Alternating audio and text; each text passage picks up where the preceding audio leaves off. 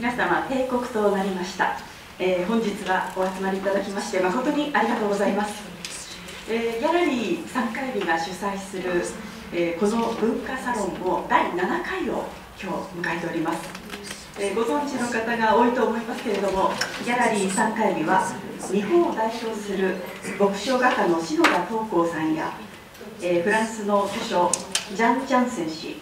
ベルナール・ガントナー氏など、著名なアーティストとその素晴らしい作品というのを私どもに紹介をしてきてくださっています。代表の平田美智子さんは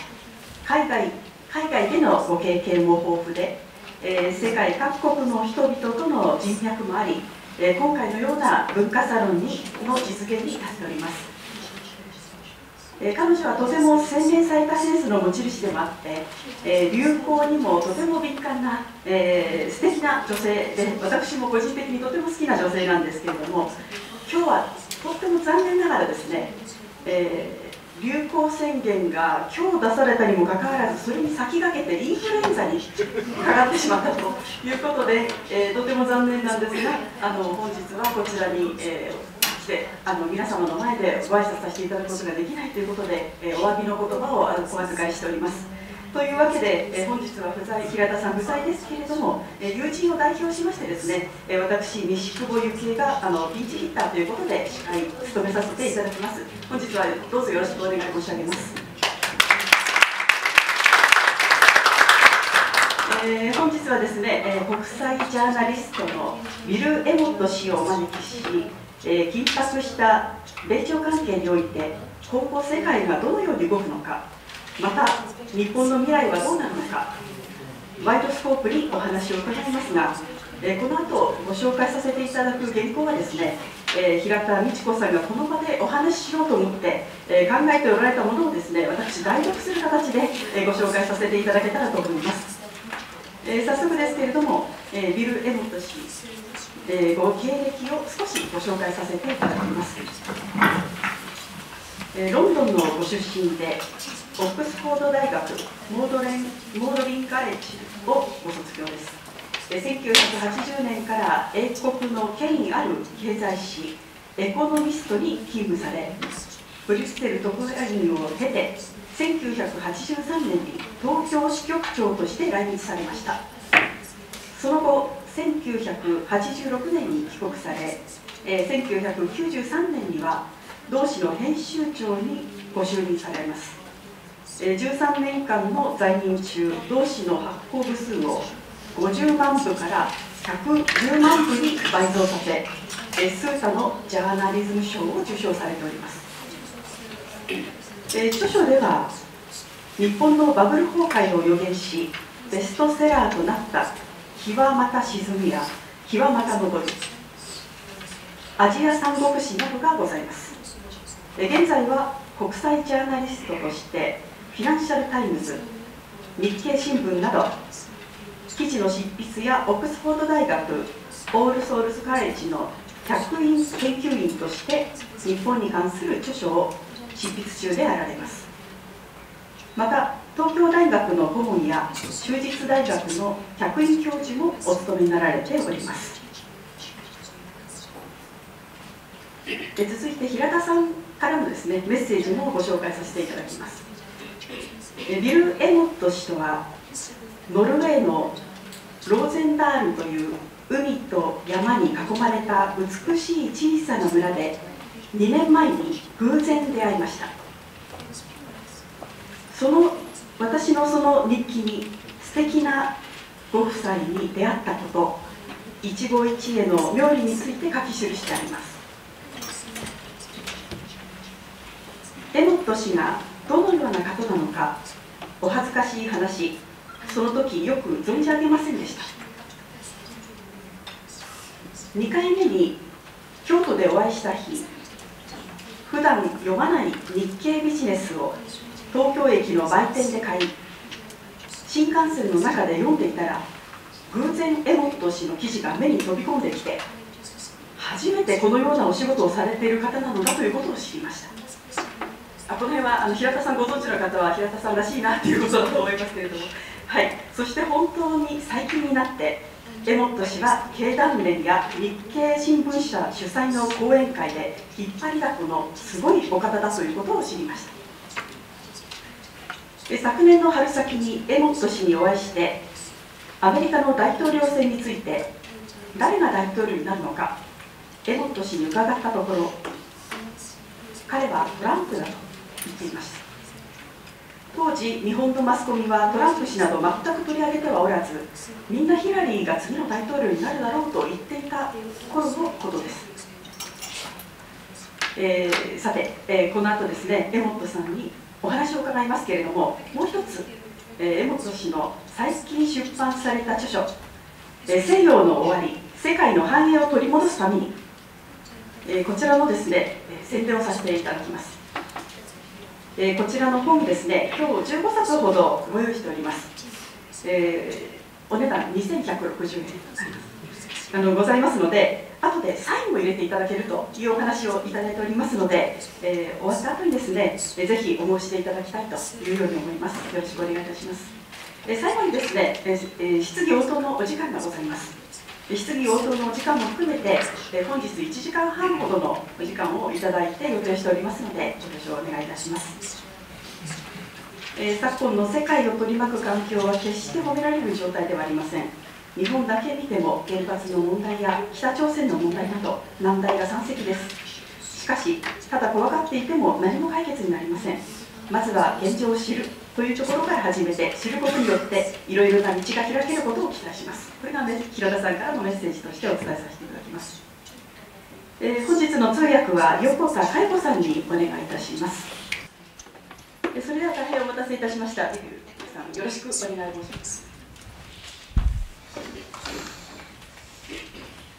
So thank you very much for that very kind and generous introduction, both from yourself and from Michiko-san,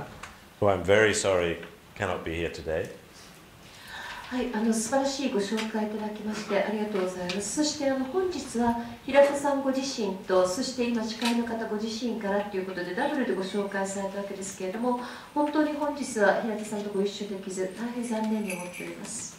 But it's a testament to her organizing ability and to all her friendships that you are all here on a Friday evening to talk about the world and talk about Donald Trump and Kim Jong-un and others. ではありますが、そういうふうに平田さんがいらっしゃらないということがご存知にかかわらず、この季節の金曜日の夕方にかくも多くの方々がお集まりくださったということは、平田さんがいかに見事なそういった主催者としてのそういった腕を持っておられるのか、そしていかに熱い友情を皆様と育んでこられたのかということではないかと思います。まして本日のテーマは世界情勢およびドナルド・トランプおよび金正恩その他もろもろでございますので。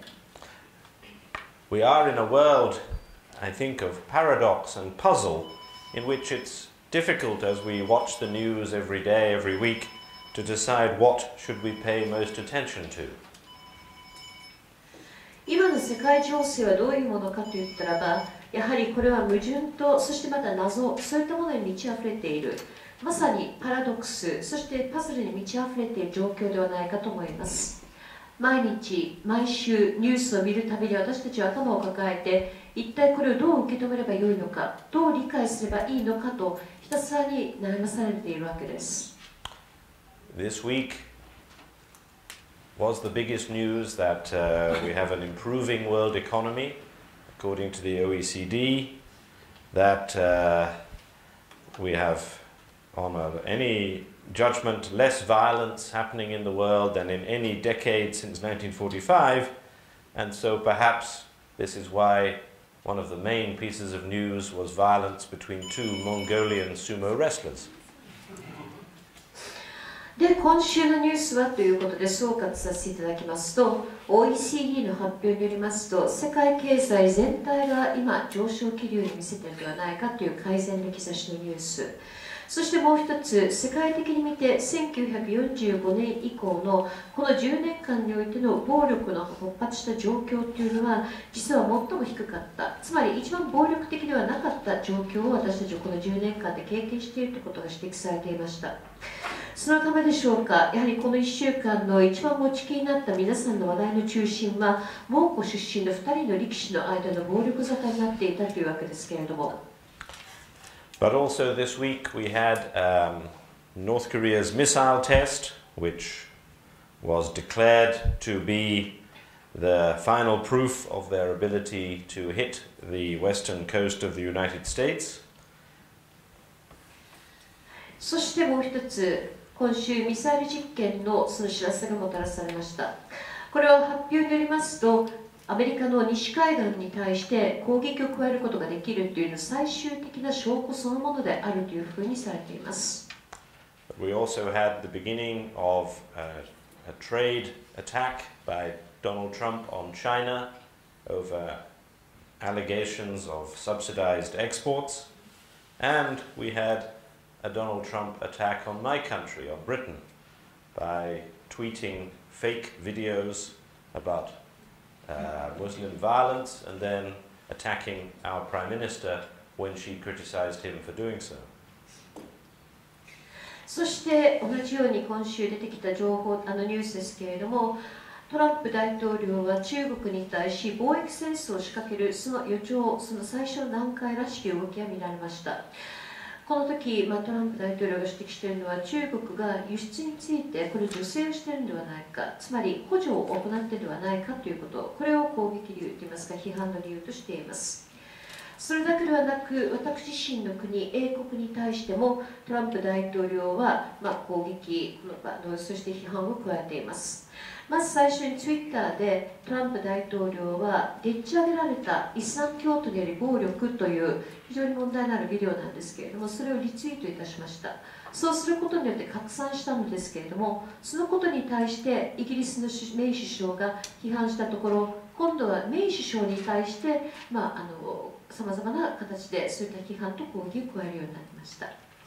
The answer to my question, of course, is that we must pay attention to both this good news and the more dangerous news. For the prosperity and stability of the world that we can see are real, but they are fragile and they are vulnerable.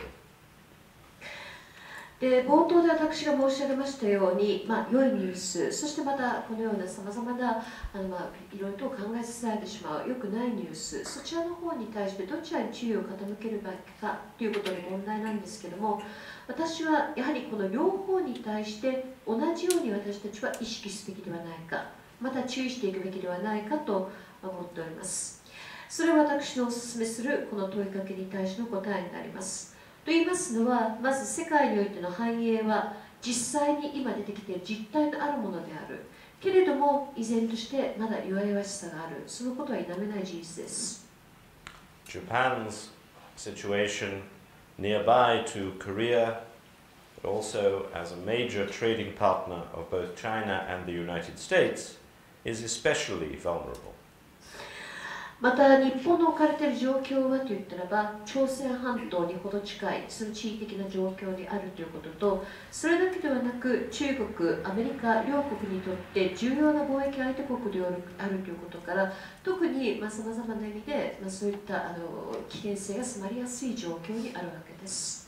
Japan has shown in recent years, especially since the 3/11 disaster, that it is resilient, but it also has weaknesses. 近年、ことに東日本大震災の 3.11 以降、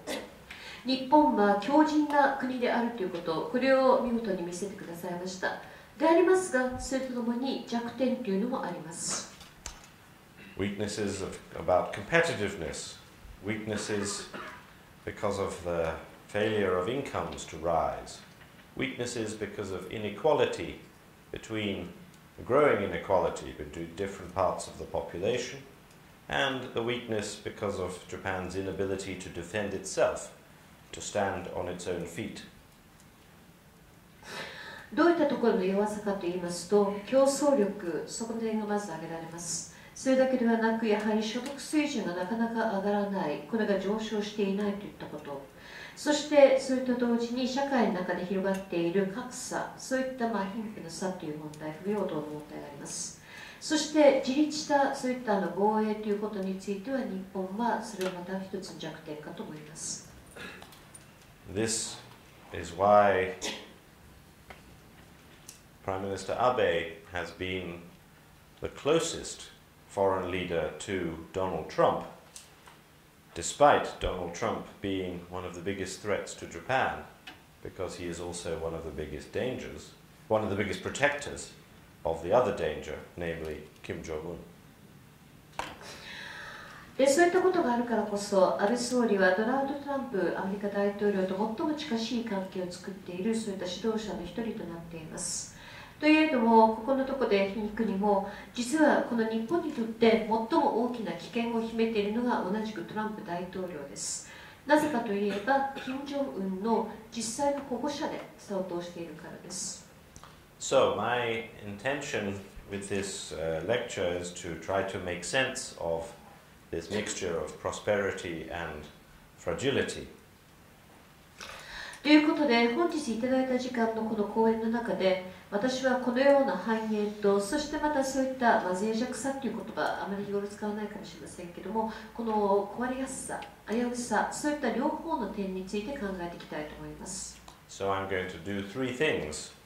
I'm going to try to say why the world is fragile, particularly the Western world. まず第一点として私がここで考えていきたいのは、このように、壊れやすさ、そういった脆さとも言えるかもしれませんけれども、これを特に西側世界がなぜ抱えているのかというその理由について。Secondly,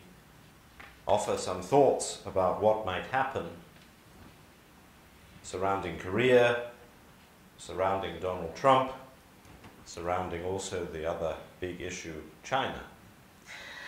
そして第2点といたしまして、今後何が想定されうるのか、これについては朝鮮半島をめぐる状況と、そしてドナルド・トランプをめぐる状況、そしてまた中国といったことなどが挙げられます。And then finally, offer some thoughts about how Japan can prepare for this emerging situation. そして最後に3点目としまして、このようにしてだんだんと出現してくる状況に対して、日本がどのようにして備えることができるのかについて考えます。So why is the world fragile? Which really means the weakness of the West. Which is another way of asking, why did Nikkei call my book Seiyo no Owari? ということで、まず1点目、なぜこのような弱さ、脆さということが世界の中で、ことにこの西側の諸国の中で見られているのか。もっと端的に言いますと、なぜ日経は私の本のタイトルに西洋の終わりという言葉を選んだのでしょうか。The English title of the book was The Fate of the West, Seiyo no Unmei, but they wanted a more pessimistic title. もともと英語のタイトルはと言ったらば、フェイトという言葉を使っています。ですので、西洋の運命、そういった宿命ということで、そういった言葉なんだ、中立的な言葉だったんですけども、あちらの方々はどうももっと悲観的なタイトルが欲しかったようです。Our problems and really the election of Donald Trump, as well as Brexit in my country and other political volatility in Europe, reflect the bursting of our bubble economy in 2008. 現在見られていますこのような諸問題、そしてまたトランプ、そしてまた私自身の国においてはイギリスのEU 離脱、ブレクシット、そういったことなどは全てさまざまなことの表彰ということになります。そういったものが出現したその印そのものになりますけれども、これはいずれもバブル経済が世界的に見て破綻した2008年まで遡ることができます。But it also reflects the failed geopolitics or failed geopolitical interventions that have taken place by America and Britain after the 9/11 attacks 16 years ago. と同時に地政学的な状況の反映でもあります。もっと具体的に言いますと、イギリス、そしてまたアメリカが今から16年前に起きた2001年の 9/11、9.11 の米国の予定同時多発テロ、あの時の後に試みた地政学的な介入そのものが失敗したということ、こちらの方も要素として挙げられます。The bursting of our bubble, an American and European bubble, means that we have had a lost decade of declining real incomes and economic stagnation. そして、世界的に見てのバブル経済と言われている、日本においてのリーマン危機というふうに言われている2008年の、主に欧米においてのバブル経済の終焉ということは、これは結局10年間にわたって失われた10年間を欧米が経験したということにつながっています。その間収入はといったらばこれは減少し続け、そして経済はといったら停滞し続けています。We've had in Britain and America, especially growing inequality, but also a concentration of economic power in the hands of some monopolies, and in the hands of the banking sector. そしてイギリスとアメリカにおきましては、社会の中においての格差の拡大、そういった不平等の悪化といった現象も出てきています。それとともにもう一つ見られている現象ですけれども、経済的な力はといったらば、これは一部の独占的な存在であるようなそういった組織体と、そして銀行業界によってこれが完全に掌握されるようになっています。The good news is that this has not produced social instability, but it has expressed itself through our elections in the political volatility that has led to the election of Donald Trump. で、一つ良い面として申し上げられますのは、このような状況にもかかわらず、社会全体の不穏ということにはつながっておりません。ですので、こういった状況を申し上げましたけれども、この国々の社会そのものが不安定になったというわけではないんです。ではありますが、このような状況に対しての反応というのが政治的なさまざまな揺らぎという形で出てきています。そういったことが例えば選挙の結果としてトランプ大統領が選出されたといったことなどで明らかになっています。And Trump, like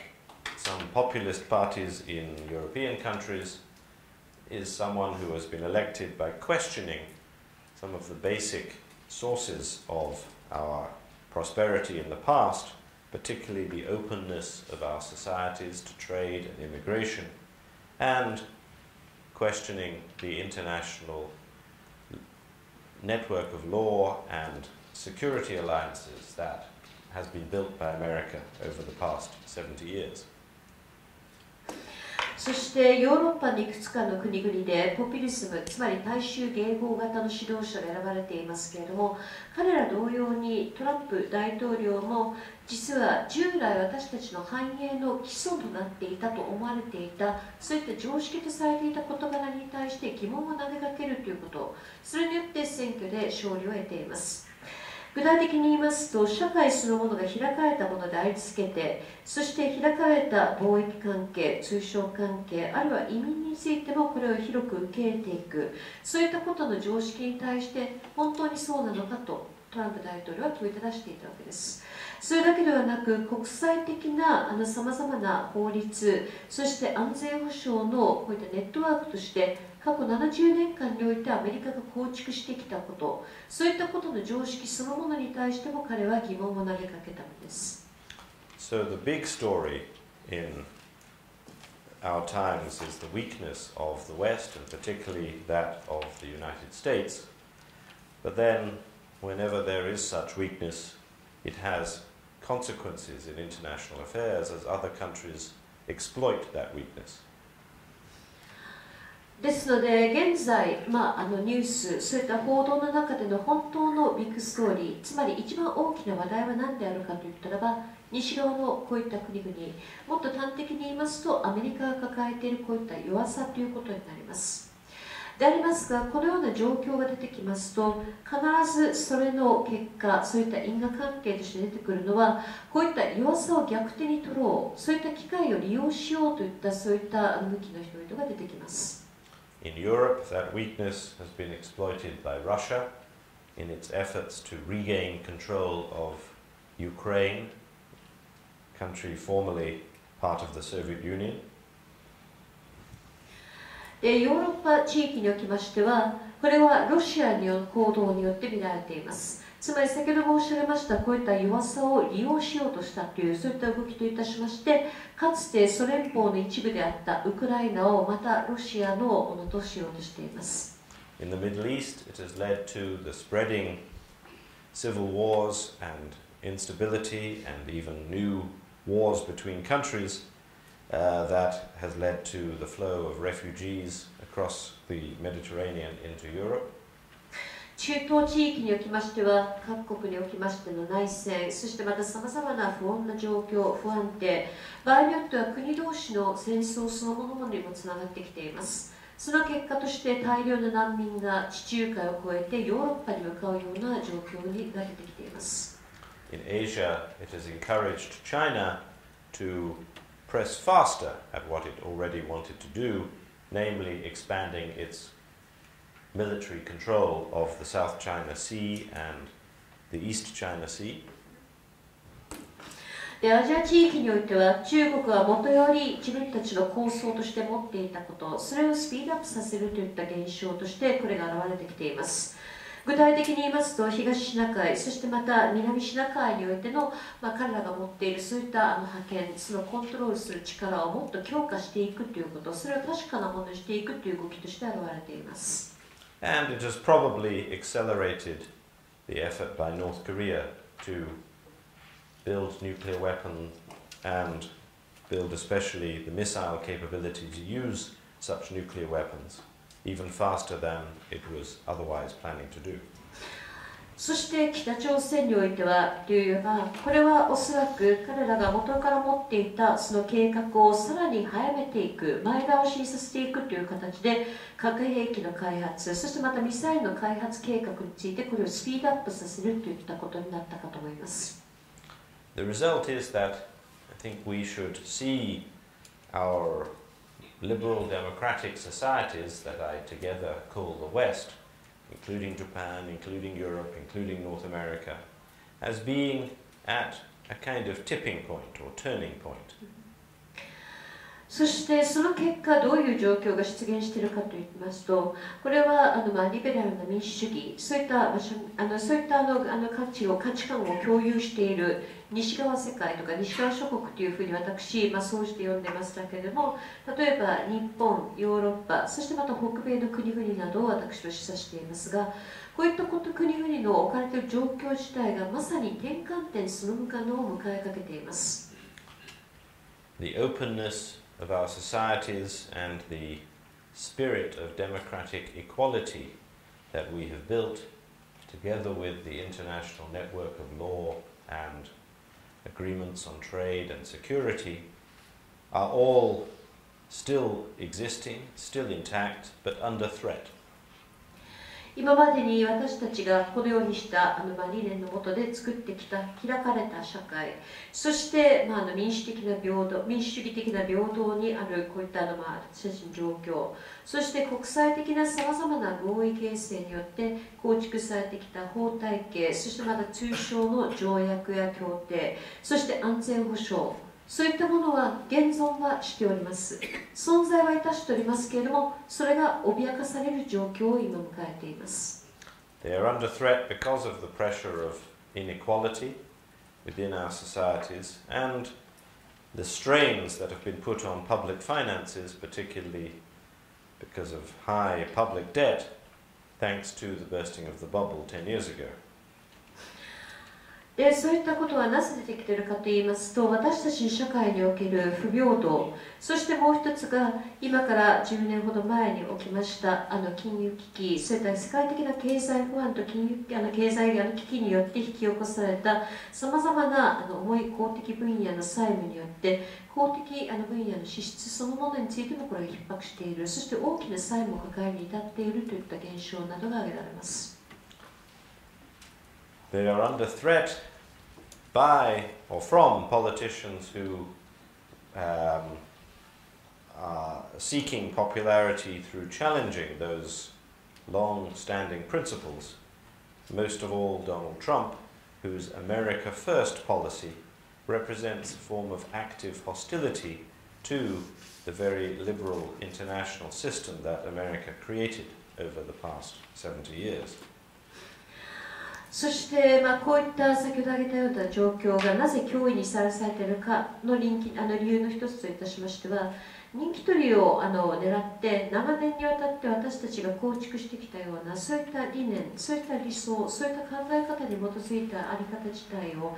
それを例えばトランプのような人物などになってきますと、アメリカファースト、アメリカ第一主義と唱えること自体が過去70年間にわたってアメリカ自身が築き上げてきたリベラルな観念、自由主義的な観念によって構築されている世界の在り方自体に対してこれは挑戦状を突きつけるものになっている、問いただしているものになってきているということが挙げられます。We have had such challenges before, even in recent decades, so it's not inevitable that these challenges will destroy the openness or destroy the international system. But we know there is a battle of ideas underway. とはいえ、もちろんこの過去数十年間を振り返りましても、このような従来から構築されていた開かれた国際的な関係の在り方、それに対して挑戦状が突きつけられたことは過去にもございました。ですので、このようにして揺さぶりをかけられた、挑戦状を突きつけられたからといって、必ずしもこれが壊されるとか、これに何か歪みが生じるというわけではありません。でありますが、ここで一つ明らかなのは、まさに思想におけるそういった戦いが繰り広げられている、そういった状況に私たちは今あります。So let me try to at least offer some thoughts about how this battle might proceed and what might happen on some of these major issues. ということで、少なくともこの戦いがどのようにして、これから展開するのか、また大きなテーマについて、これからどういった展開が予想されるのかということについてお話ししたいと思います。I'll start with my friend Donald Trump.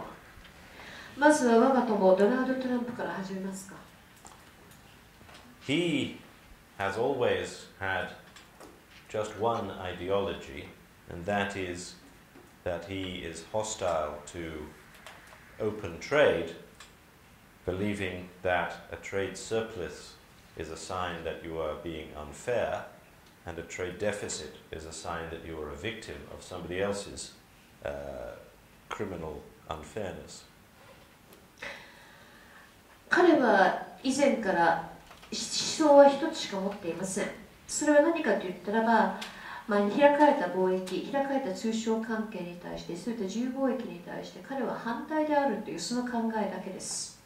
その理屈によりますと、貿易黒字があるということはアンフェアな、つまり公平じゃないずるいことをやってるから黒字になるということで、証だという理解になっています。そして貿易赤字になった場合は、これはよその犯罪的なそういった不埒な行いの犠牲者になっているから赤字なんだという理屈です。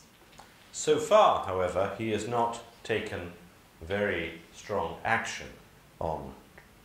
the basis of that trade ideology. とはいえ、こういった貿易についての思想に基づいて強烈な行動に踏み切ったというところは現在までのところは出てきておりません。Why not is our question.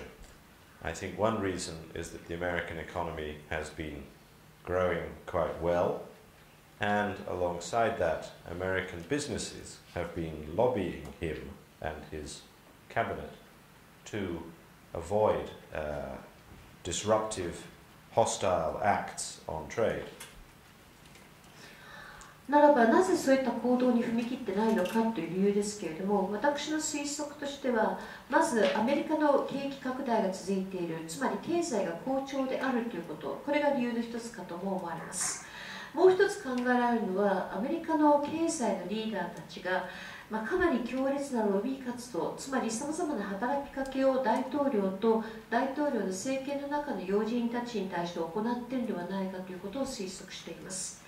つまり敵対的なあまり強烈な相手の敵対心を煽るような行動に踏み切らないでほしいということで、いろいろと説得し続けているのではないかと思われるのです。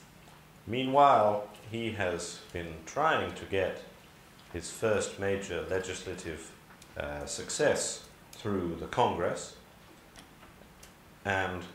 that the potential success is even now, today, being voted on in the Senate, namely his tax cut bill that he is doing with the Republican Party. そして今どういう状況かといいますと、実はトランプ政権発足以来の初めての大きな法律的な何かの成果について、これが実現するか否かというその瀬戸際であります。まさにちょうど今頃ですけれども、アメリカの議会、その中でもアメリカの上院の中において、そのことが審議されています。具体的なこの動きは何かといいますと、トランプ大統領が唱えている減税案、そちらの法案の在り方についての議論が今行われています。My guess is that if the tax bill is passed through Congress, then he will start planning some action on trade. で、私の読みでは、もしもこれが成立し、議会によって承認されたとしたらば、次は貿易について何か大統領が計画を立て始めるのではないかと予測しています。I think we will see a toughening of his both words and actions in the first half of 2018 as a way to demonstrate that he, the president, and his cabinet are able to act and are acting to protect American jobs. そしておそらくは2018年の、全般におきましては、以前よりも言葉も行動もかなり強硬なものになっていくのではないかと思います。と言いますのは、そうすることによって大統領も、また大統領の政権の中で選んでいったそういった閣僚たちも、アメリカ人と、そしてアメリカ人の雇用のそういった利害を守るために、それだけちゃんとやれるんだと、そういった成果が出せるんだといったことを示したいからです。The sign that he is, one sign that he is moving towards, shall we say, a less diplomatic strategy are the news reports this week, which I think are probably true, that he's planning to replace the Secretary of State, Rex Tillerson, with the current head of the CIA within the next few days, and replace the CIA head with a collaborator of his from the Republican Party. でこのようにして外交面において、従来よりも気を使わない、そういった外交的なさまざまな状況についてはもっと、自分にやりたいようにやっていくんではないかと考えている、その理由の一つとして、今週新たに伝えられてきているティラーソン国務長官を更迭し、代わりに CIA 長官を後任として任命するんではないか。そういった報道が出てきていますけれども、おそらくそれは正しいんじゃないかと私は分析しております。そしてその CIA 長官の後任としては、今度は共和党の中で親トランプ派、つまり協力して何でも言う通りやってくれそうな人物を置くのではないかと言われています。But still, American business will lobby against very tough action on trade. There is still an argument underway.So it's still too soon to describe this as really the launching of a trade war. とはいえ、今後もアメリカの実業界はといったらば、貿易についてあまり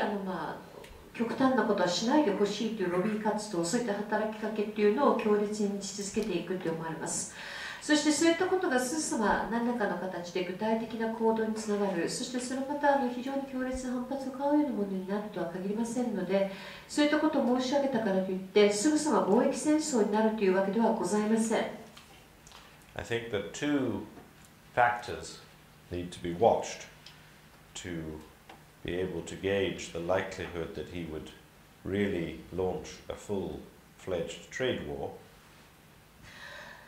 その一方で全面的に貿易戦争へと、トランプ大統領が突入していくか否かということについて、ずっとこれから観測していく上で2つの要素、2つの要因、それを見守っていくことがよろしいかと思います。One of them is the state of the American economy. The beginning of a downturn, a serious slowdown, might well make him likelier to intervene on trade.まず第一ですけれども、米国経済の状況です。これから大幅な減速、失速などということで、アメリカの景気が悪くなっていったらば、そうしたらば、大統領が大々的に何か貿易について介入の行動に踏み切るという可能性が高まってまいります。The other would be new revelations or new strengthening of the investigation by the FBI Special Prosecutor Mueller of malpractice during the election campaign and perhaps before then. If this started to make Donald Trump look vulnerable, I think he would seek popularity with his base supporters by being more aggressive on trade. 第2点、これは現在 FBI の特別検察官によって、調査が進められています。大統領選挙の間の何かの不当な行為があったか否か、そういった違法的な行為があったか否かのこの調査の状況がどのように展開するかによって左右されるかと思います。今、ムラー氏が進めているわけですけれども、もしもこの結果、トランプ大統領自身にとってこれがどうも不備である、もしくは彼にとっては好ましくないような結果ということにつながってくるようであったらば、何があってもトランプを支持し続けている一番強烈な彼の地盤である支持者たちにアピールするために、いかに自分がタフなのかということを、これを見せつける、これを証明してみせるといった必要に彼は駆られる可能性があります。If he did decide to really take a full trade war strategy, then we should recognize that we are all vulnerable, not just China, which would be the main target, but also other countries with big trade surpluses, which includes Germany and Japan. そしてもう一つ、もしも全面的な貿易戦争勃発の方向に向かっていったとしたらば、私たち全員がそれに対して実は痛手を負いかねない、そういった弱さがある、そういった状況に置かれていることを認識することも必要です。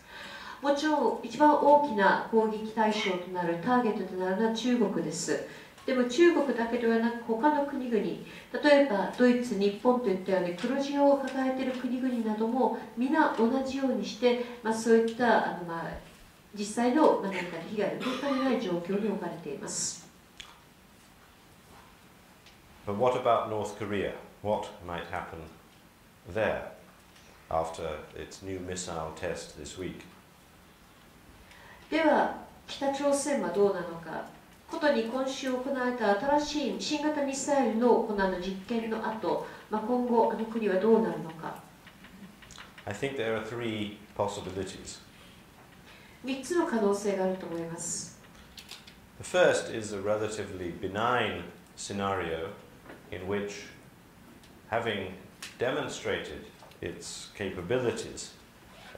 its missiles, and already through its nuclear tests, that North Korea decides to take no further action, that it simply dares other countries to intervene and maybe looks forward to proposals from other countries about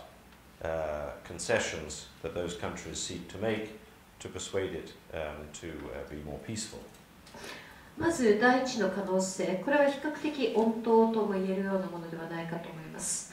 でこの状況というのは、すでにミサイル開発、そしてまた核実験などに通じて自分たちの能力を証明した、その証を世界に対してこれをお披露目した。そこのところで北朝鮮の方としては、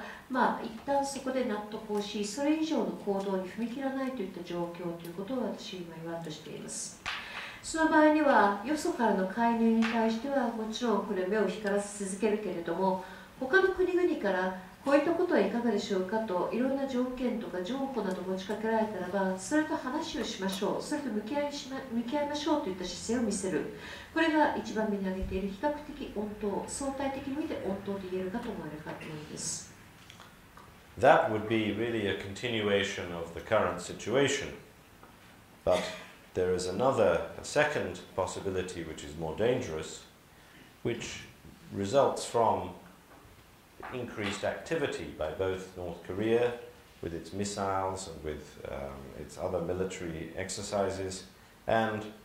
by the United States and South Korea with their military exercises. これは何かと言いますと、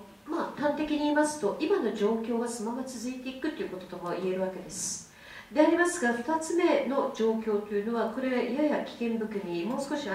なさを持っているものです。この状況というのは、今後、北朝鮮とが、ミサイル、あとは軍事演習、そういったことなどにおいて、さらに活発化させていくといった状況、そしてそれとこうするかのように、アメリカと、そして韓国が、今度は自分たちの軍事演習の方についても、これをさらに手こ入れしていくということがある状況です。And that is a scenario in which either an accident happens because of, for example, a collision between military ships, military ships or aircraft, or one side, perhaps the North Koreans, decides deliberately to create an accident to dare or to intimidate the other side.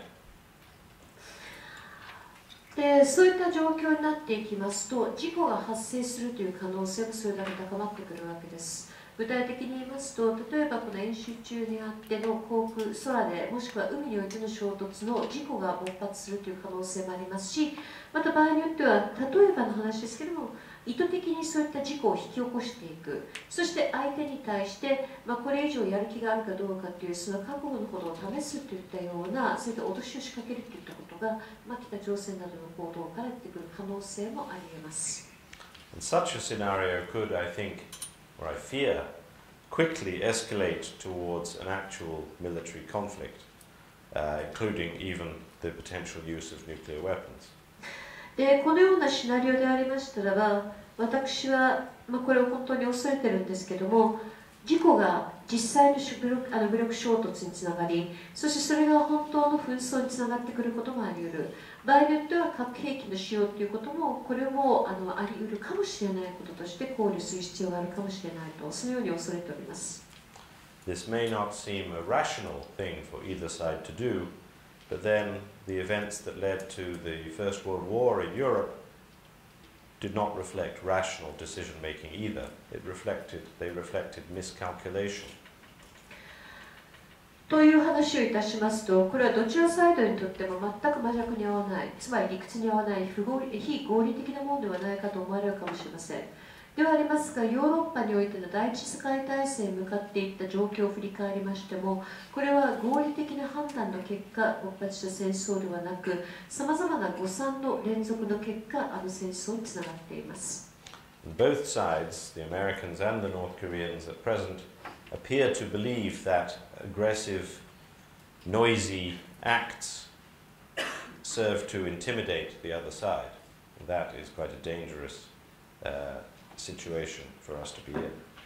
現状を見ておりますと、アメリカ側も北朝鮮側も非常に攻撃的、そしてまた高飛車、そしてまたにぎにぎしく、サーベルが立ちつかせるような、まさに古い言葉ですけども、そういった動きを見せることこそが相手に対して最も効き目があると言わんばかりのような状況のようなんですけども、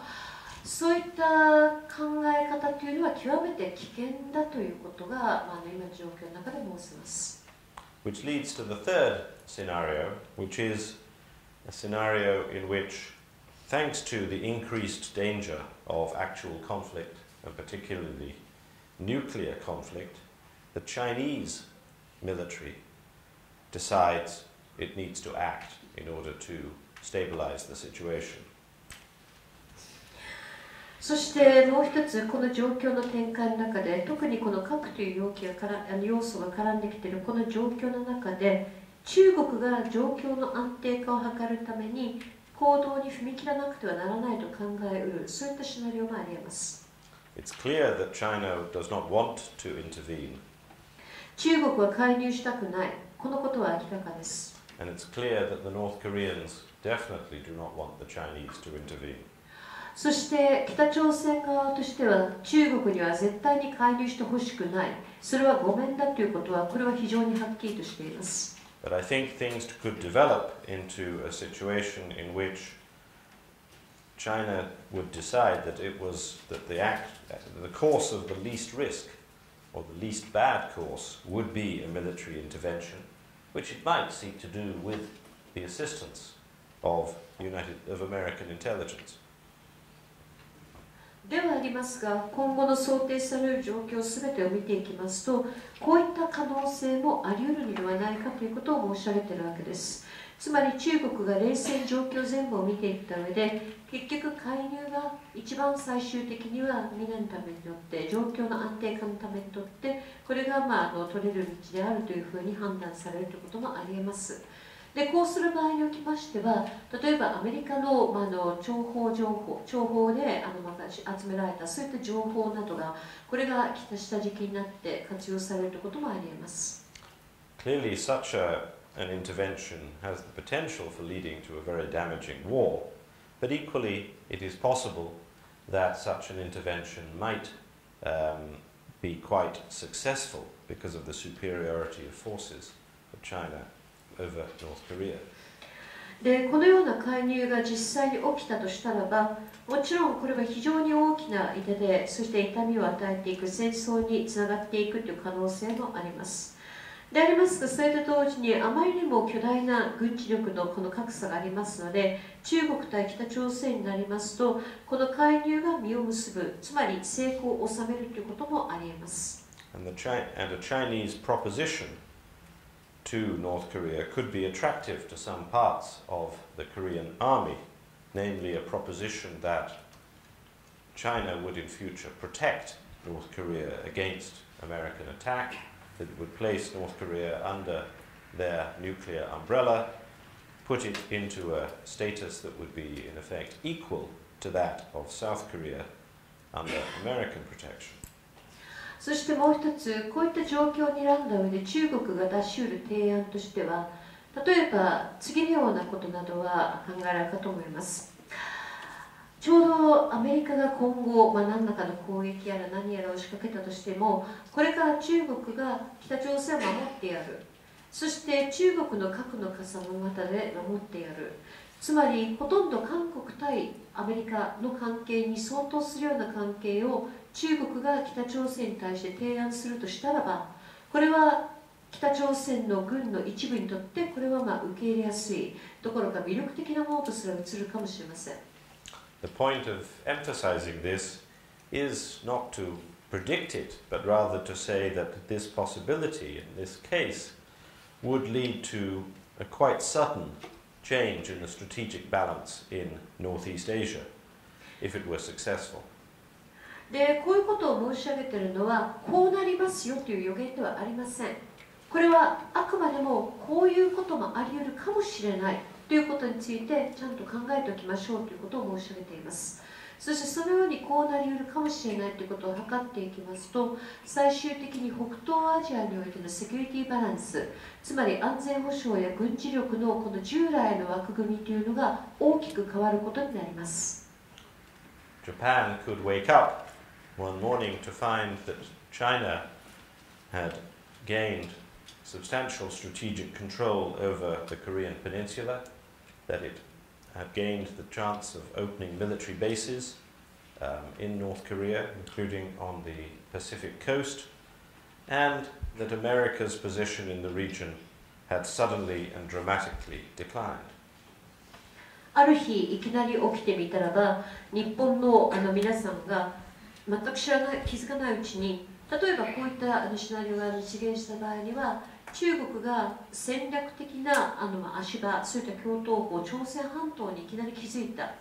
例えば北朝鮮国内において中国が基地を設けることになった。特に太平洋側の方の北朝鮮の海岸に近いところにそういった中国の基地ができることになった。といったことなどになってきますと、これは同時に北東アジア地域においてのアメリカの持っているそういった力、そしてまたそういったところにおける安全保障上の立場そのものが非常に大きく弱体化されたということにもなります。So finally and briefly, would China feel in a position to do this? Is China a strong or a weak party in this situation? で最後にここで考えなくてはいけないのは、中国が実際にこういう行動に踏み切る可能性はどの程度あるのだろうかということです。つまりこの状況の中においての中国の立場というのは強いのか弱いのか。China is under decisive and very centralizing leadership, more so than at any time in the last 40 years. 現在の中国はと言ったらば、決断力を持っている、そして非常に中央集権化されている、そういった指導者のもと、そういった指導部のもとに置かれています。この状況は過去40年間見られなかったほどの強い傾向として続いてきています。It has its own economic problems, particularly very high debt levels that put Chinese banking system, and through the Chinese banking system, Chinese public finances in considerable risk. もちろん中国にも問題はあります。例えば多額の債務を抱えているということ、こういった多額の債務というのはやはり銀行のシステムそのもの、そしてその銀行から当然つながってくるんですけども、公的部分の非常に大きなその債務の負担ということが、やはりかなりの圧力とリスクをかけていることにもなります。I think the result of any such economic problem would likely be to increase the desire to use nationalism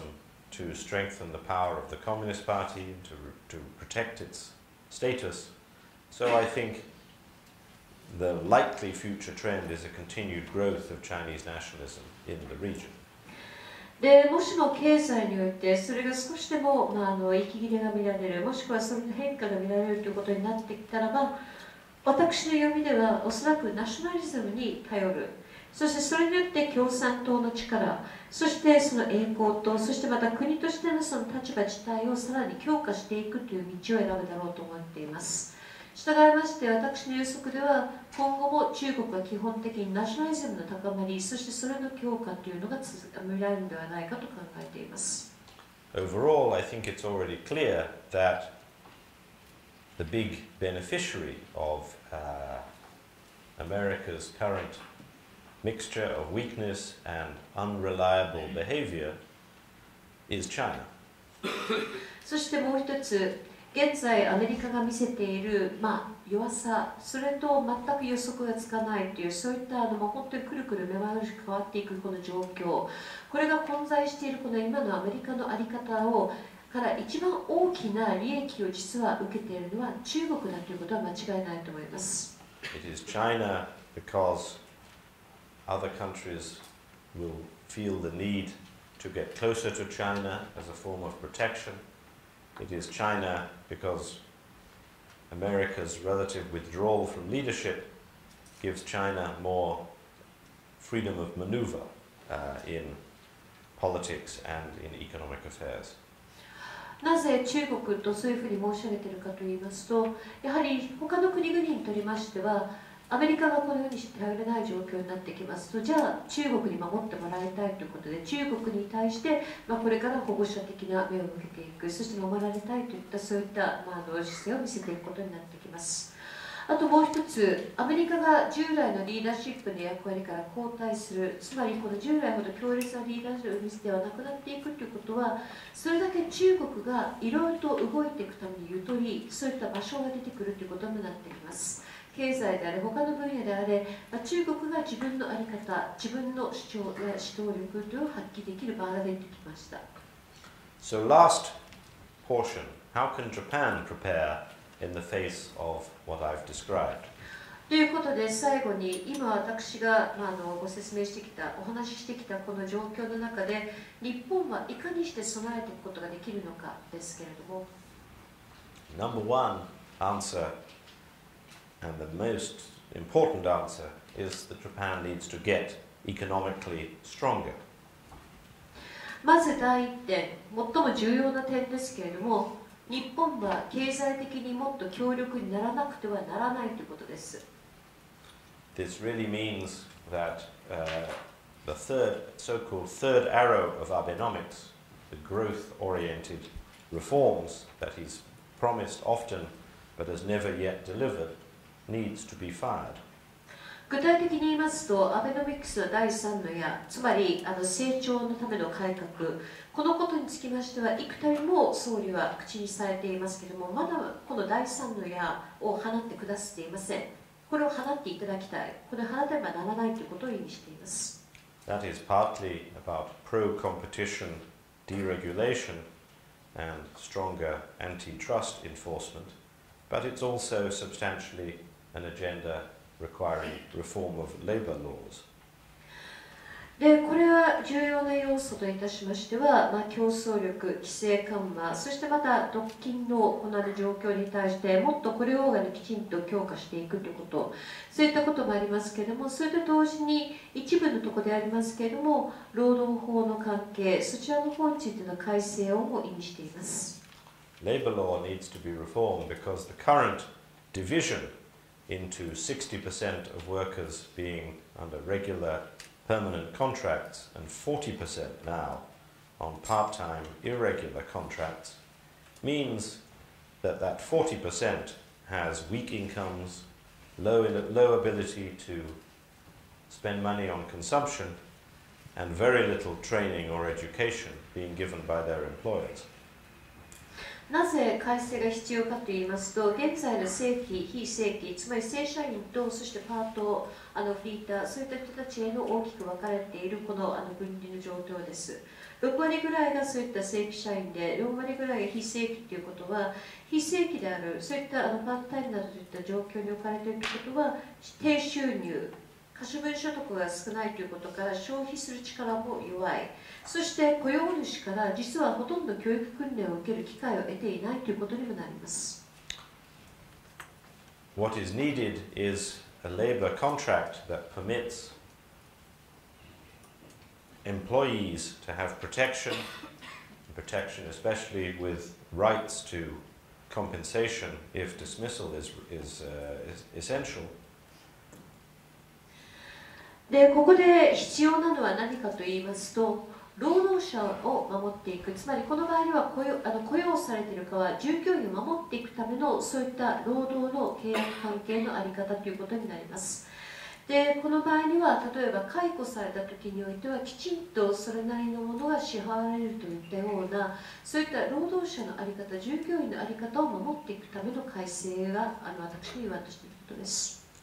That new contract law needs especially to provide an incentive for employers to actually train workers, actually educate workers, because otherwise the path that Japan is on is a low productivity path of a continual erosion of human capital. もう一つ、ここで重要なのは、今申し上げたような新しい労使間のこういった契約関係、それが構築される中におきましては、雇い主がちゃんと従業員の力を伸ばしていく、人材を育成するための教育訓練をしていく、そういった気持ちになっていくような施策も同時に織り込んでいく必要があります。さもなくば、日本の今後の道はどういうものかといえば、生産性が低い、そして、そういった能力などについて、人材、そういった人的な資本につきましても、これが先々というのは尻すぼみになっていくといった未来ということになります。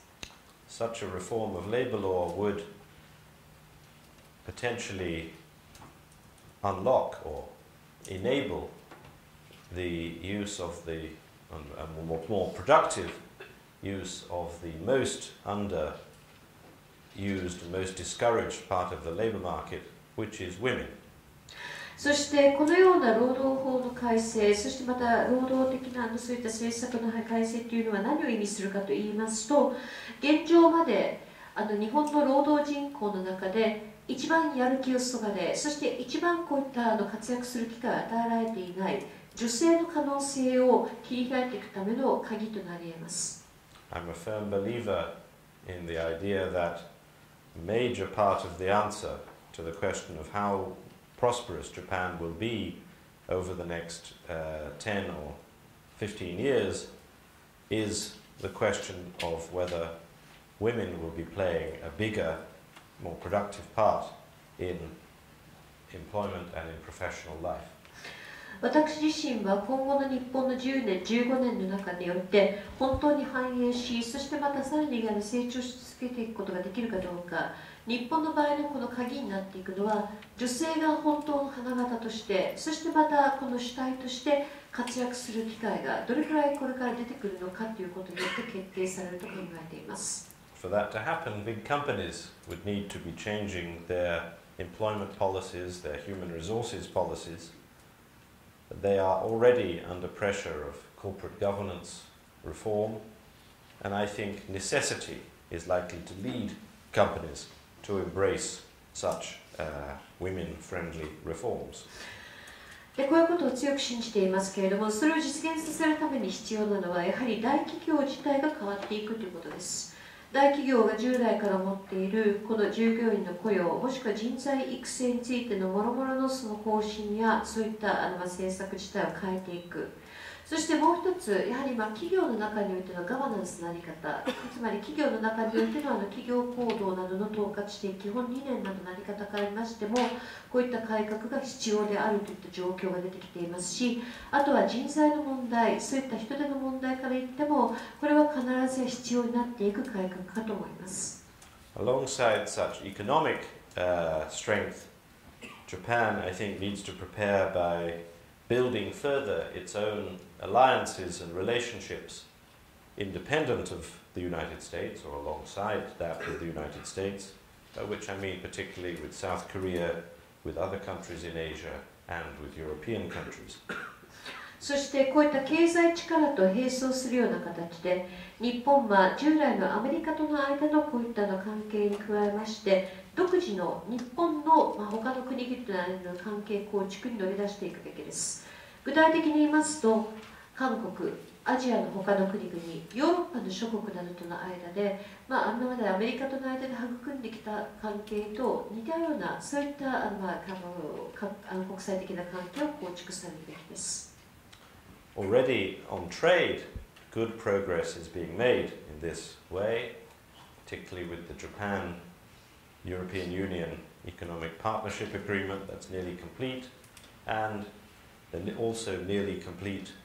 effort by Japan to build or to retain the Trans-Pacific Partnership with 11 Asian countries now that America has left it. で貿易の面については、例えば日本 EU の間での新しいパートナーシップ協定ということが間もなくまとまりかけていますけれども、そちらなども良い例として挙げられるかと思います。あともう一つ TPP についてアメリカが離脱したわけですけれども、それでもやはりアジアの11カ国とともに日本が今後も TPP をまとめ上げるために取り組み続けているということ、これも良い事例として挙げられるかと思います。Even better if that progress on trade could be supplemented by closer relationships in security field and defense with South Korea and with Southeast Asian countries. そしてこのようにして貿易面において、通商においては非常に良い兆しが出てきているわけですけれども、さらに状況を良くしていくためには、例えば安全保障、そしてまた防衛などにおきまして、韓国、そして東南アジアの国々との間の関係をもっと強化していく、そういった関係を作り上げていくということに着手できれば、さらによろしいかと思います。I think Japan can do a great deal to defend global institutions of trade and the security alliances and structures that have kept us prosperous and stable in the past. 今まで過去において私たちの繁栄と、そしてまた安定を可能にしてくれたさまざまな国際的な枠組みがあります。貿易、そして安全保障のそういった今までに作り上げられてきているそういった仕組みや機関、それを守っていくために日本は大いに貢献する力を持っていると私は考えています。I have another area that I'm interested in that I'd be interested in your views about. I think that a future question is about how Japan can put together humans and technology through robotics and artificial intelligence. で、実は私の方から皆さんにぜひともお知を拝借したいテーマがあります。これは今後人間とテクノロジーをどうやって結びつけていくのか、一体化させていくのか、そういった将来についてどのように皆さんご覧になっているかということです。具体的にいきますと、ロボット工学、あとは人工知能、AI などといった分野について私、ぜひとも皆さんに伺いたいと思います。The symbol in international eyes of the 1964 Tokyo Olympics was the Shinkansen. 外国から見た1964年の東京オリンピックのシンボルは何だったかといえば新幹線です。So what will be the symbol in international eyes of the 2020 Tokyo Olympics? That's what I'm seeking the answer to. Perhaps it's some form of robot. では2020年の東京オリンピック、これ国際的に見たら一番はっきりとするのを象徴として記憶に残るのは何なのかということについてぜひとも伺いたいわけです。ひょっとしたらばある種のロボットかもしれません。So in conclusion, we are in a battle of ideas about openness, about how to build equality in our societies and how to defend the international system. 結論を申し上げます。現在私たちは戦いのさなかにいます。これはどの程度お互いに開かれた、そういったオープンな状況をこれからも持ち続けるべきなのかということをめぐる、そういった思想の闘争であり、そういった戦いです。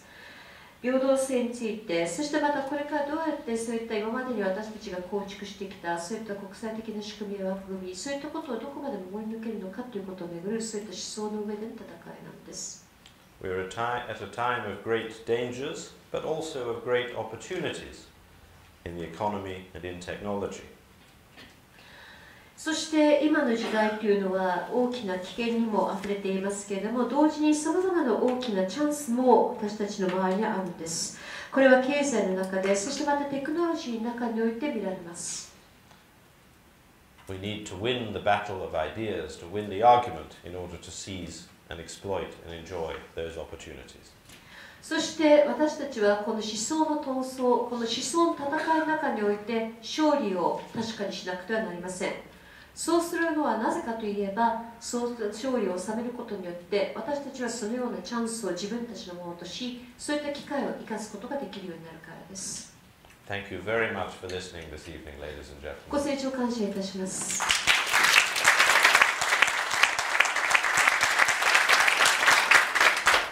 エモット様、どうもありがとうございました。せっかくです。質問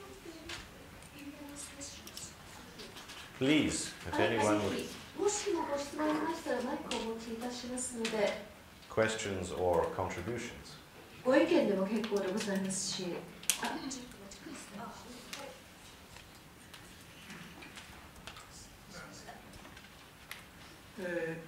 今日は先生ありがとうございます。私今鈴木と言いますけれども、先生のアジア三国志から日本は沈む、また日本は昇るというような一連の本が出ましてもらって、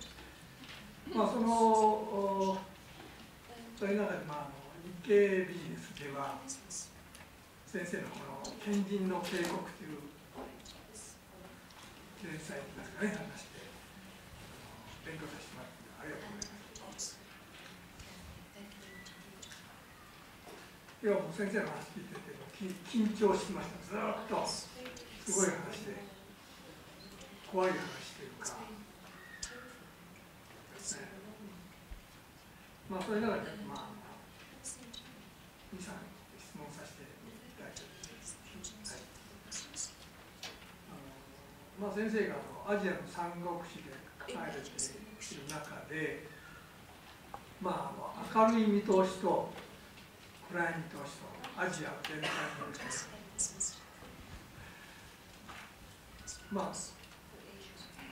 約10年前ぐらいの著作というかそこになると思いますが、今日のお話やそれからいろんなこういう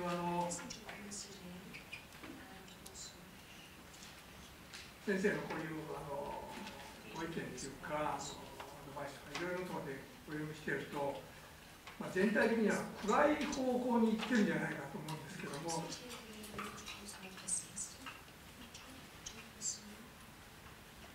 明るい状況になるか10年後に暗い状況になる、全体的には暗い状況になったような印象なんですけども、先生のアジアの全体像、難しくなってきて危ないという感じなのか、そのあたりを聞きたい。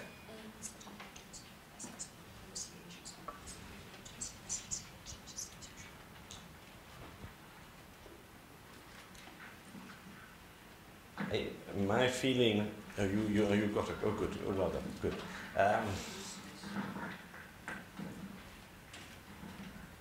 I am a little pessimistic about Northeast Asia because of North Korea, but also because of China. That I think that there is some inevitable friction between China and other countries that will be made worse by what I think will be a difficult economic change and adjustment that needs to take place in China. 北東アジア全体についてですけれども、私はいささか悲観的、暗い方向で読んでおります。まず北朝鮮と中国というのがあるわけですけれども、その状況だけではなく、今後中国と他の国々の間の摩擦は必ず起きると思っています。ことにこれを非常に間違いなくさせるだろうな、また状況を複雑にさせるだろうなと思うのは、必ずこれから発生する中国においての経済の変化、あとは調整局面というのが出てくると、こういう状況が出てくるかと思います。While America was more of a stabilizing force, perhaps my pessimism was suppressed.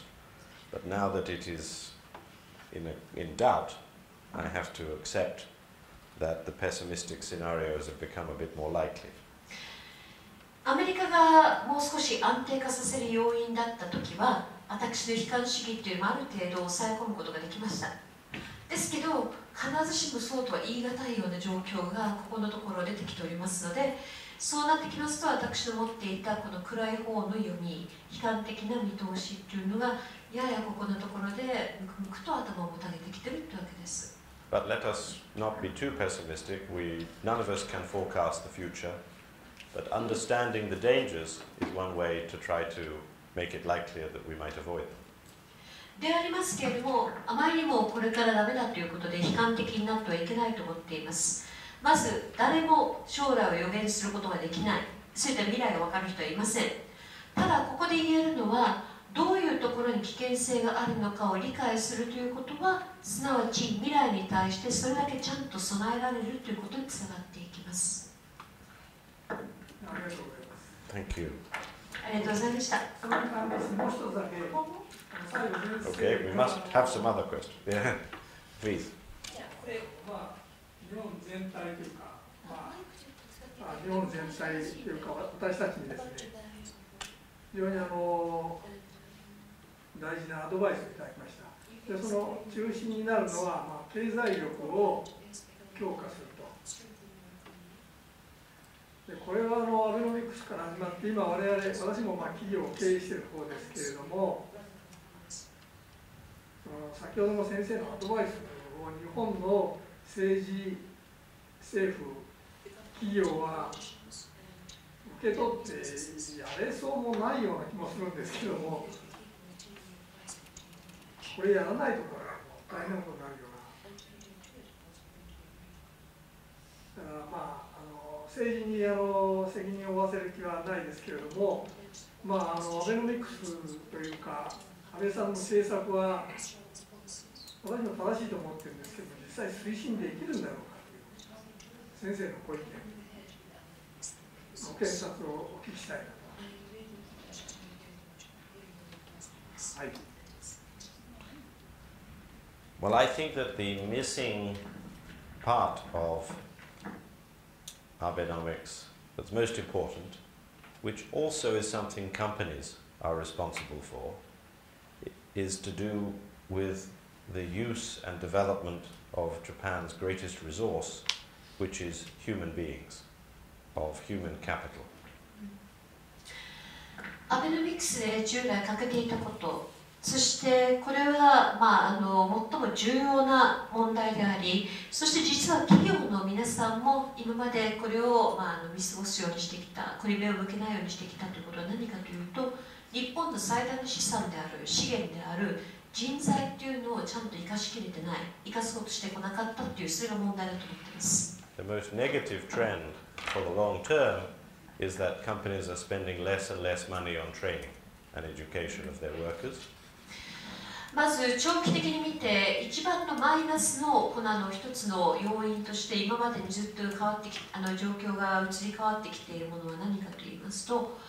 人材育成の教育訓練、そちらの方について予算については長年にわたってずっと削り続けてきている、これが下落し続けてきているという現象を挙げることができます。So I think what needs to happen is for companies and government to get together and find a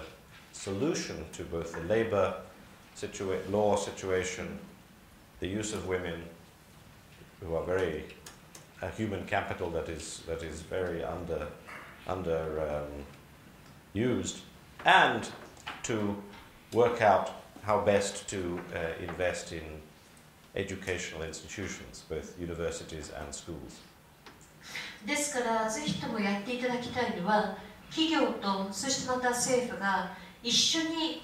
知恵をお互いに出し合っていって、今後の労働法の改正について先ほど申し上げたような点もありますけれども、それだけではなくやはり女性の力をもって引き出していて活躍してもらうための状況を整えるためにどうするべきなのか、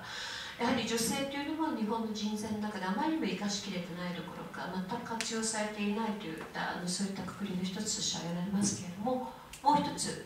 教育機関の方のテこ入れと、そしてこれからの状況の改善と向上のために何が一番いいのか、ベストなものは何なのかということについて真剣に話し合っていって、それについて考えていく必要があると思います。ありがとうございます。頑張ります。他にご質問ございますでしょうか。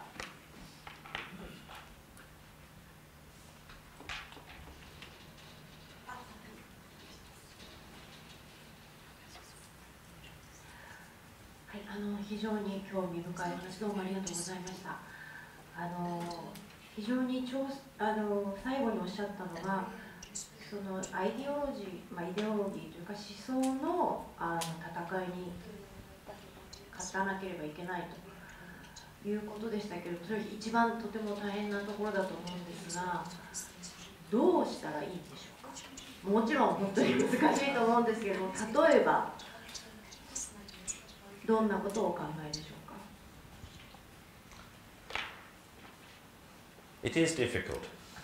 確かに難しいです。But I think by coming to lectures and discussions like this, you're already taking part in the battle of ideas. ですけど本日皆様はこういったサロンのために、そしてまたこういった情報を集めるためにわざわざ集まってくださった。そのことは実はもうすでにこの思想の戦いに参加されているということになります。So people like me can take part in the battle by writing books, and hopefully some people will buy them. 私のような人間でしたらば本をせっせと書いて、ひょっとしたら買ってくださる方もいらっしゃるかもしれないわけですけども。But also we can all take part by participating in civil society organizations, coming to lectures like this, talking to our children and to their friends and to our friends about what is to be won and the battle that is to be won. I think that the battle is won not because of some top-down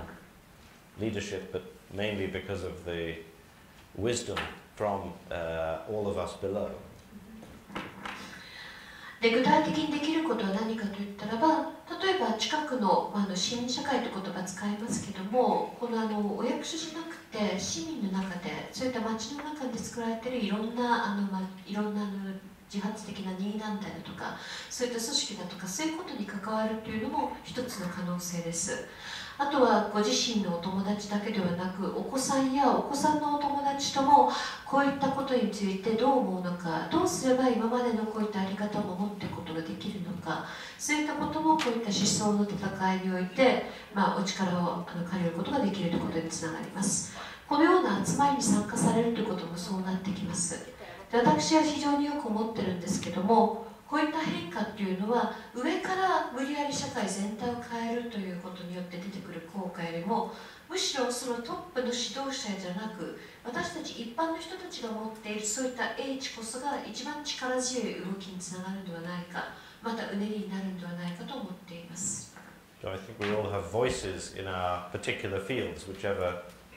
fields of activity we are in. そして皆さんお一人お一人が関わっているそういった分野、それぞれ違うと思いますけども、その中で挙げられる声っていうのも必ずあるはずだと思います。よろしいでしょうか。非常に勇気づけられるお言葉でございます。Thank you. ありがとうございます。はい。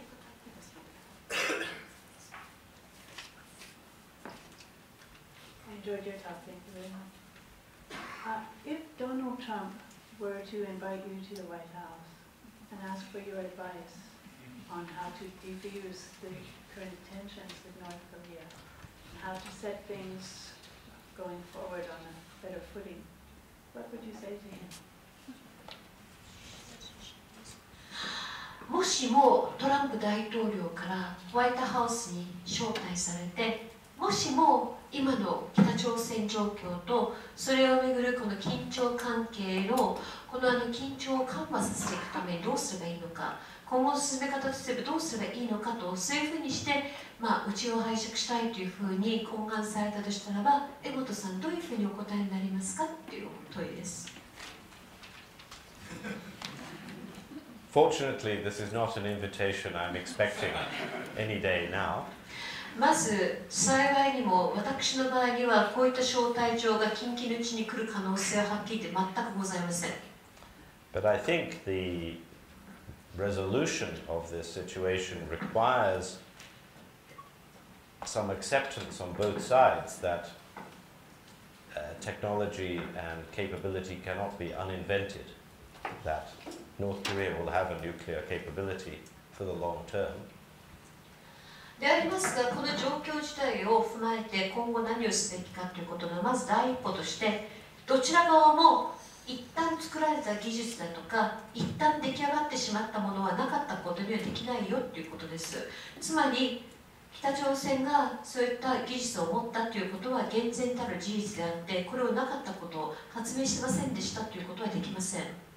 So dealing with that has to be a combination of deterrence and diplomacy.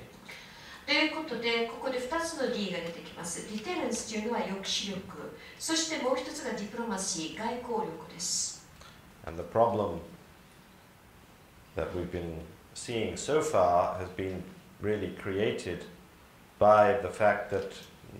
there's been no end objective apart from North Korea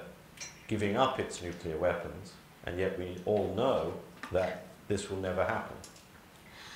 で今の状況の中でそもそも何が問題かと言いますと、実は最終目標をもともと定めてなかったという点があるかと思います。唯一最終的に、今までに世界が求めてきていたのは北朝鮮の核兵器の放棄なんですけれども、これは絶対ありえないところで皆さん分かってるわけです。それ以外のじゃあ最終目標としてどういったことを私たちを実現したいのかということについて、これを元から定めてなかった。だからこういうふうに非常にこじれた状況になっているわけです。So I think diplomacy that sets some sort of rules or agreed rules for how North Korea will test its weapons, what its doctrine will be in its use of its weapons, how it will handle its weapons on the one side is important. Then on the other side, the building of a credible defense system that deters any use of this without it looking like it's an attempt at the beginning of an invasion. ということで2つの理で申し上げました。まず外交面、ディプロマシーとして何が必要かというと、やはり北朝鮮は核を持っているということを踏まえた上で、じゃあ北朝鮮が核を持っているということは特定のルールにちゃんと、これを準じていただく必要があるわけですから、それの合意を作ることが必要です。例えば核実験はそもそもこういった条件の中でやらなきゃいけないとか、例えばこれからこういった状況の中でだったらば核兵器を使うことができるというドクトリンという言い方をしますけれども、そういった核兵器のめぐるその在り方、その持ち方全体についての国際的な外交のこういった交渉と合意に基づいてのルール作りということが一つ目。もう一つ抑止力っていうのは、これはディテレンスという英語を使いますけども、要するに使う気をなくさせるために防衛線をちゃんと張っていく、防衛力をちゃんと配備していくということなんですけども、もう一つ大事なのは、決してこれは北朝鮮側の方が戦争を仕掛けられるかもというふうな不安を覚えないような形でこれをきちんと作っていく必要があります。But I'm very glad I'm not responsible either in the Pentagon or in the Chinese military. とは申しますけれども、正直なところ、アメリカの国防総省、ペンタゴンの、もしくは中国の防衛の方の担当者じゃないことで、本当に私、今すごく嬉しいです。ほっとしております。よ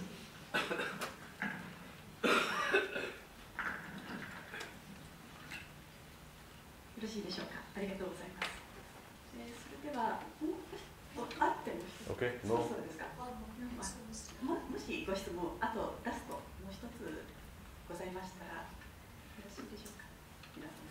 皆さん。Oh no. Oh yeah, yeah, okay. 鈴木さん。先生がおっしゃってる本の中で、岡倉天心、ミスター岡倉天心が喜ぶようなパンアジア機構、パンエイジアン、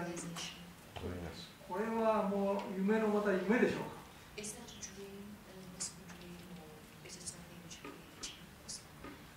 So Suzuki-san is kindly quoting from my book Asia Sangokushi, アジア三国志。 Rivals. いいよ、ありがとうございます。I think it's a possible dream, but of course an ambitious one, because Asia is so large and diverse. But I think there are common interests, and hence I think that a correct aspiration is to build a collaboration system around Asia. 夢のまた夢とおっしゃいましたけど、不可能じゃないと思っています。可能だとは思っております。ではありますけれども、アジアはあまりにも広く、あまりにも多種多様ですので、大変な夢といいますか、構想であることは間違いありません。そういった意味では壮大な夢ということはできるかもしれませんけども、夢のまた夢という意味ではないです。で、やりますけども、やっていったらみんな得するといって共通した利害というのはあるわけですから、難事業だし壮大な野望かもしれないけど、まず第一歩踏み出しましょうよ。それはみんなのためになるかと思います。We never in Europe say Europe is one, but we have built the European Union, and although Britain is leaving it, foolishly, Britain will remain, I think, a very European nation. ヨーロッパでは絶対にヨーロッパは一つとは申しません。でありますが、EU というものを作りました。そしてその EU から欧州連合から、我が国イギリスは離脱をするということになりました。愚かにもではありますが、今後もやはりどういう状況にあっても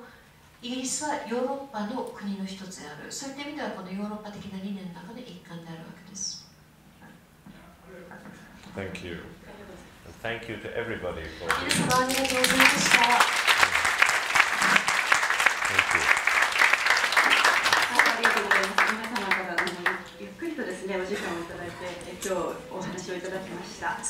大きく3つのステージで、3つのテーマで、世界各国が抱えている現状、アメリカですとかヨーロッパ、中東、アジア等々ですね、世界が抱えている現状、そういったステージから入っていただきまして、2つ目は今後何が発生するか、何が起きるだろうかっていう視点をですね、トランプ大統領の例え、それから北朝鮮の問題、さらには中国の位置づけ、こういった面からもお話をいただきました。それで最後の3つ目のステージは、日本がどう備えるか、日本ではどういうことをしていったらよいか、最も重要なことは経済的に強力にならなければならない、強くならなければならない、そのためには労働法の改正ですとか、人材育成、その中には女性の可能性を切り開くというようなお話もいただいています。2つ目には国際的な関係の構築、そして3つ目は人間とのテクノロジーをどういっていくか、ロボットや AI だとかですね、そういった面からのアドバイスも今回いただいたように思います。いずれにしましても、私ども日本の方でですね、これから何をどうしていくかということについては、まずは経済的に強くなるということの中で、今日は女性の活躍というお言葉もいただきました。私たち、女性もですね、もうすでに十分強いって言われてるかもしれませんけれども、ますますですね、活躍して頑張って、日本の今後の発展に力を尽くしていきたいと、皆さんで力を合わせてやっていきたいというふうに思います。今日は1時間半ちょっと超えましたけれども、お時間いただきまして、今日はお付き合いいただいてありがとうございました。最後にですね、本日こういった大変貴重な機会をいただきましたビル・エモットさん、そして通訳の横田さんですね、ぜひ拍手でお礼を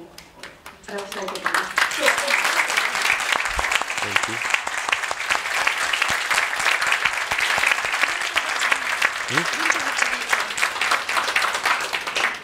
最後に平田さん、今日来れなかったんですけれども、そうです、ありがとうございます。どうも今日はありがとうございました。この後ですね、ご本の方がご用意されています。こちらの制御の終わりですね。ぜひご興味をお持ちの方はお求めいただいて、サインをお求めいただけたらと思いますので、どうぞよろしくお願い申し上げます。ちなみに私が早速いただきます。本日は大変長い時間にわたりまして大変ありがとうございました。それではお気をつけください。